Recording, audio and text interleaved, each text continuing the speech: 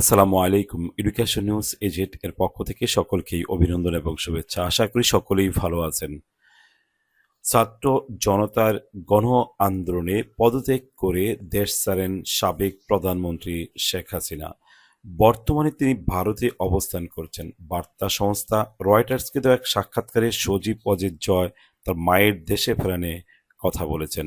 বিস্তারিত জানতে ভিডিওটি শুরু থেকে শেষ পর্যন্ত সাথে থাকুন। আর আপনি যদি আমার এই চ্যানেলে নতুন হয়ে থাকুন, ছোট্ট একটা অনুরোধ করব চ্যানেলটিকে সাবস্ক্রাইব করে রাখার জন্য। বিভিন্ন খবর, বিভিন্ন জায়গায় ঘটে যাওয়া ঘটনা সবার আগে দ্রুত পেতে আমাদের চ্যানেলটিকে সাবস্ক্রাইব করে রাখুন।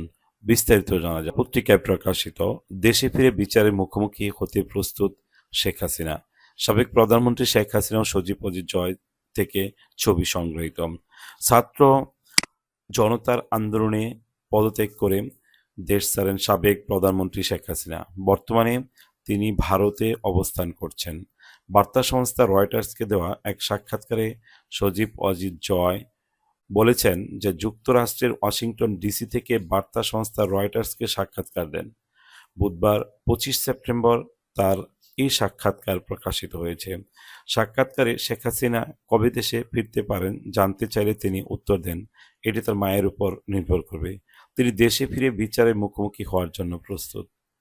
জয় বলেন, এই মুহূর্তে আমি আমার দলের লোকদের নিরাপদে রাখতে চাই, তাই আমি দলের নেতাকর্মীদের উপর চালানো নৃশংসতা সম্পর্কে আন্তর্জাতিক সচেতনতা বাড়াতে চাই। এর আগে গত মাসে এক সাক্ষাৎকারে তিনি বলেন, ছাত্রদের দাবি করা আন্দোলনের নেতৃত্ব দেওয়ার বিষয়ে শেখ হাসিনা দেশে ফিরে বিচারের মুখোমুখি হওয়ার জন্য প্রস্তুত। এছাড়া আওয়ামী লীগ নির্বাচনে প্রতিদ্বন্দ্বিতা করতে চায় বলেও জানান তিনি। রয়টার্সের প্রতিবেদনে বলা হয়েছে যে গত মাস থেকে দিল্লির কাছাকাছি আশ্রয় রয়েছেন শেখ হাসিনা। এই সময়ে আওয়ামী লীগের অনেক সিনিয়র নেতাকে আন্দোলনের 1000-এর বেশি নিহতদের ঘটনায় সম্পৃক্ততায় অভিযোগ করে গ্রেপ্তার করা হয়েছে।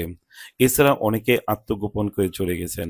জয় অভিযোগ করেন, শেখ হাসিনার পতনের পর থেকে আওয়ামী লীগের অনেক নেতাকর্মীকে হত্যা করা হয়েছে। তবে জয়ের এই মন্তব্যে তারা তাৎক্ষণিক সাড়া দেননি।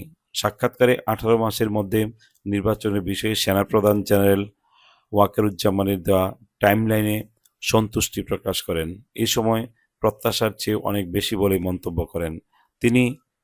জয় বলেন, তার দল আওয়ামী লীগকে সারা দেশে প্রকৃত সংস্কার ও নির্বাচন অসম্ভব। এদিকে বৈষম্যবিরোধী ছাত্র জনতার আন্দোলনে শহীদদের নামের তালিকা প্রকাশ করেছে স্বাস্থ্য মন্ত্রণালয়।